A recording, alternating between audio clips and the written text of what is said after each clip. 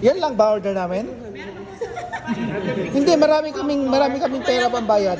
Ano yung chila?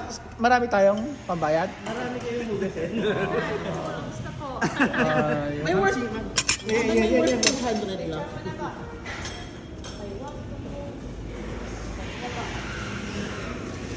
Napadala ko na nga yung birthday ko. Totoo daw ba yung sinasabi nila dito, ma'am, na talagang masarap na? Ay, sabaw lang? Ulam na? Eh di, sabaw na lang.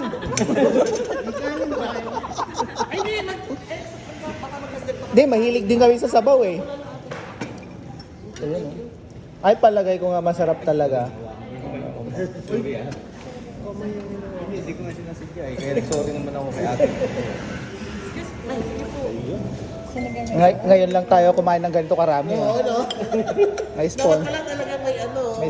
May sponsor kasi eh. Na lang, salita ka ba?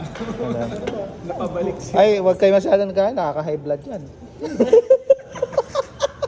Ang alin? Hindi naman totoong yung taba ng baboy nakaka-high blood. Ah, hindi, totoo. Yung buto. Yung buto.